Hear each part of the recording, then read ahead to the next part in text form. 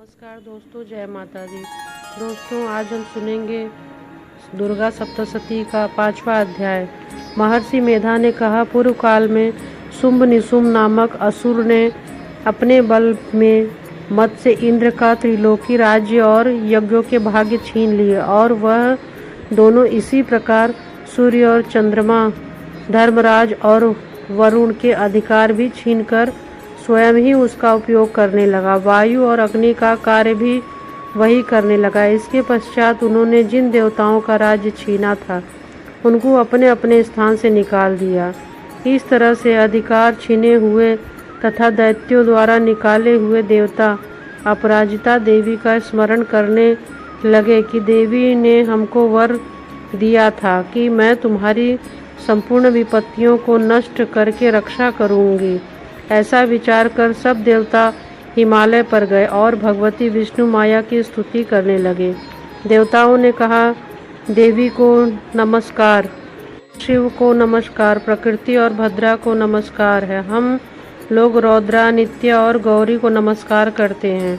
ज्योत्सनामयी, चंद्र रूपिणी व सुख रूपा देवी को निरंतर नमस्कार है।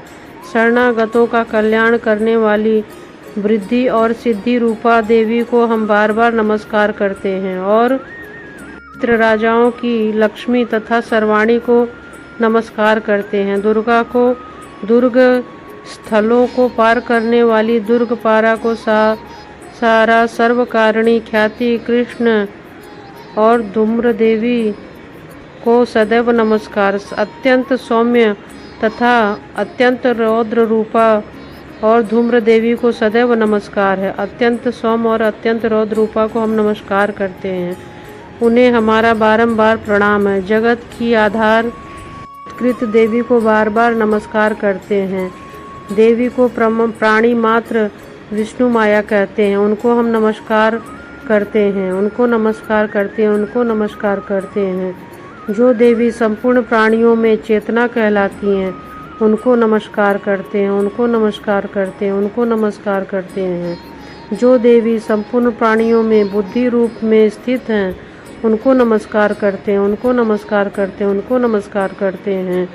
जो देवी सब प्राणियों में निद्रा रूप में विराजमान है उनको नमस्कार करते हैं, उनको नमस्कार करते हैं, उनको नमस्कार करते हैं। जो देवी संपूर्ण प्राणियों में क्षुधा रूप में विराजमान है उनको नमस्कार करते हैं, उनको नमस्कार करते हैं, उनको नमस्कार करते हैं। जो देवी संपूर्ण प्राणियों में छाया रूप में स्थित हैं उनको नमस्कार करते हैं, उनको नमस्कार करते हैं।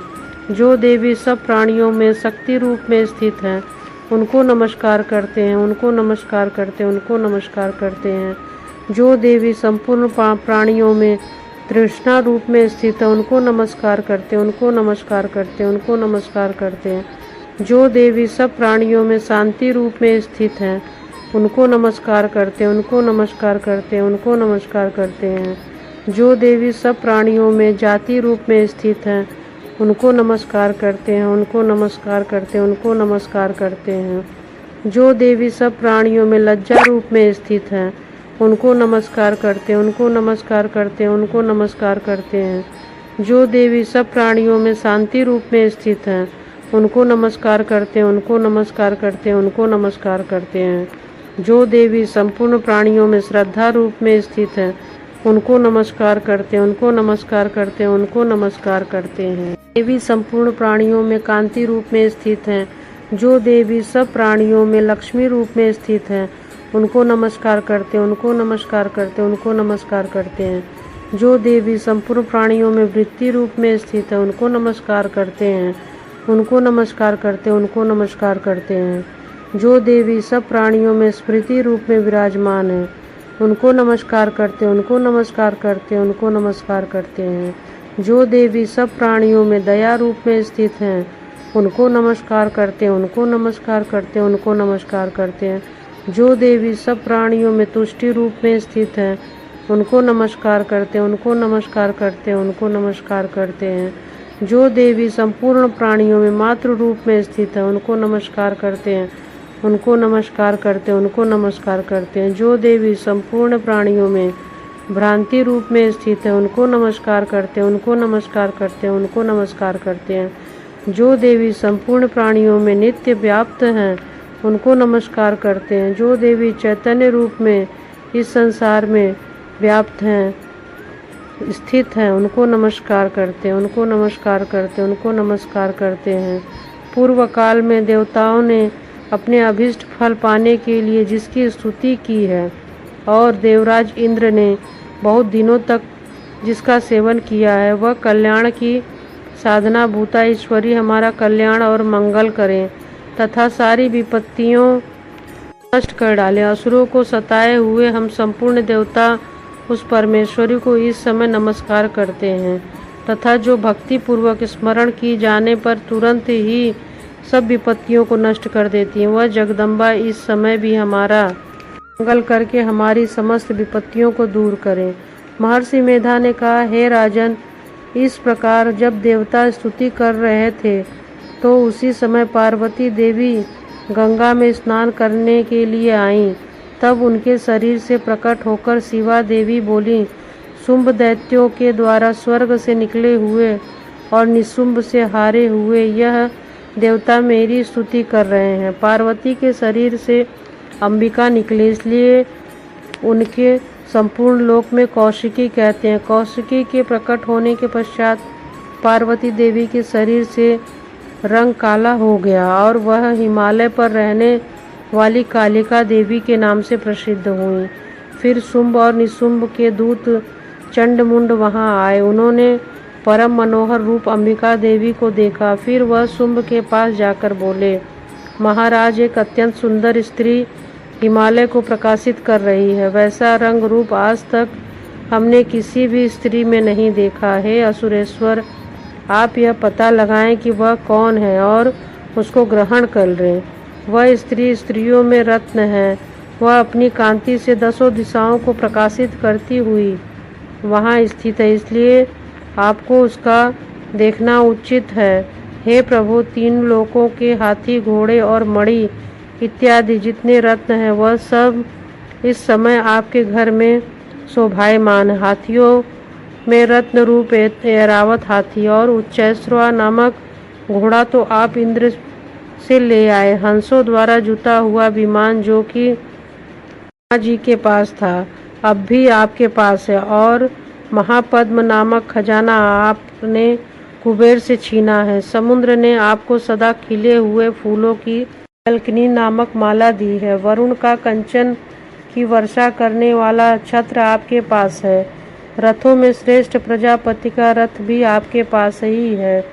हे दैत्येंद्र, मृत्यु से उत्क्रांतित नामक शक्ति भी आपने छीन ली और वरुण का पास भी आपके भ्राता निशुंभ के पास है। और समुद्र में पैदा होने वाले सब प्रकार के रत्न भी आपके भ्राता निशुंभ के अधिकार में है। और जो अग्नि में ना जल सके ऐसे 2 वस्त्र भी अग्निदेव ने आपको दिए हैं। दैत्यराज, इस प्रकार सारी रत्न रूपी वस्तुएं आप संग्रह कर चुके हैं, तो फिर आप कल्याणमयी स्त्रियों में रत्न रूप अनुपम स्त्री आप क्यों नहीं ग्रहण करते हैं? महर्षि मेधा बोले, चंडमुंड का यह वचन सुनकर शुंभ ने विचार किया कि सुग्रीव को अपना दूत बनाकर देवी के पास भेजा जाए। प्रथम उसको सब कुछ समझा दिया जाए। ऐसा उपाय करना कि वह प्रसन्न होकर तुम्हारे पास चली आए। भली प्रकार समझाकर कहना। दूत सुग्रीव पर्वत के उस रमणीय भाग में पहुंचा जहाँ देवी रहती थी। दूत ने कहा, हे देवी, दैत्यों का राजा शुंभ जो इस समय तीनों लोकों का स्वामी है, मैं उसका दूत हूँ और यहाँ तुम्हारे पास आया हूँ। संपूर्ण देवता उसकी आज्ञा एक स्वर में मानते हैं। अब जो कुछ उसने कहला भेजा वह सुनो। उसने कहा है, इस समय संपूर्ण त्रिलोकी मेरे वश में है। संपूर्ण यज्ञों के भाग्य को पृथक पृथक मैं ही लेता हूँ और तीनों लोकों में जितने श्रेष्ठ रत्न है वह सब मेरे पास है। देवराज इंद्र का वाहन ऐरावत मेरे पास है जो मैं उससे छीन लिया है। उच्चैश्रव घोड़ा भी क्षीर सागर मंथन में प्रकट हुआ था, उसे देवताओं ने मुझे समर्पित किया है। हे सुंदरी, इसके अतिरिक्त और भी जो रत्न आभूषण पदार्थ देवताओं के पास थे वह सब मेरे पास है। हे देवी, मैं तुम्हें संसार की स्त्रियों में रत्न मानता हूँ, क्योंकि रत्न का उपभोग करने वाली मैं ही हूँ। हे चंचल कटाक्ष वाली सुंदरी, अब मैं तुम्हें तुझ पर छोड़ता हूँ कि तू मेरे या मेरे भाई पराक्रमी निशुंभ की सेवा में आ जाए। यदि तुम मुझे वरोगी तो तुम्हें अतुल महान ऐश्वर्य की प्राप्ति होगी। अतः तुम अपनी बुद्धि से यह विचार कर मेरे पास चली आओ। महर्षि मेधा ने कहा, दूत के ऐसा कहने पर संपूर्ण जगत का कल्याण करने वाली भगवती दुर्गा मन ही मन मुस्काई और कहने लगी, देवी, हे दूत, तू जो कुछ कह रहा है वह सत्य है और इसमें किंचित मात्र भी झूठ नहीं है। शुंभ और इस समय तीनों लोकों का स्वामी और निशुंभ भी उसी तरह पराक्रमी है, किंतु उसके संबंध में मैं जो प्रतिज्ञा कर चुकी हूँ उसे मैं कैसे झुठला सकती हूँ। अतः मैंने तो प्रतिज्ञा की, उसे सुन। जो मुझे युद्ध में जीत लेगा वह मेरे अभिमान को खंडित करेगा और बल में मेरे समान होगा, वही मेरा स्वामी होगा। इसलिए शुंभ और पराक्रमी निशुंभ यहाँ आए और युद्ध में जीत कर मुझसे विवाह कर ले। इसमें भले देर ही क्या आवश्यकता। दूत ने कहा, हे देवी, तुम अभिमान में भरी हुई हो, मेरे सामने तुम ऐसी बात ना करो। इस त्रिलोकी में मुझे तो ऐसा कोई नहीं दिखाई देता जो निशुंभ और शुंभ के सामने ठहर सके। हे देवी, जब अन्य देवताओं में से कोई शुंभ और निशुंभ के सामने युद्ध में नहीं ठहर सकता, तो तुम फिर जैसी स्त्री उसके सामने रणभूमि में ठहर नहीं सकेगी। जिन शुंभ आदि असुरों के सामने इंद्र आदि देवता भी नहीं ठहर सके, तो तुम अकेली स्त्री उसके सामने कैसे ठहर सकोगी। अतः तुम मेरा कहना मानकर उनके पास चली आओ, नहीं तो जब वे तुम्हें केस पकड़कर घसीटते हुए ले जाएंगे तो तुम्हारा गौरव नष्ट हो जाएगा। इसलिए मेरी बात मान लो। देवी ने कहा, जो कुछ तुमने कहा ठीक है। शुंभ और निशुंभ बड़े बलवान हैं, लेकिन मैं क्या कर सकती हूँ, क्योंकि मैं बिना विचारे प्रतिज्ञा कर चुकी हूँ। इसलिए तुम जाओ और मैंने जो कुछ तुमसे कहा है यह सब आदर पूर्वक असुरेंद्र से कह दो। इसके पश्चात जो उचित होगा वह समझेंगे। तो ये था दुर्गा सप्तशती का 5वां अध्याय।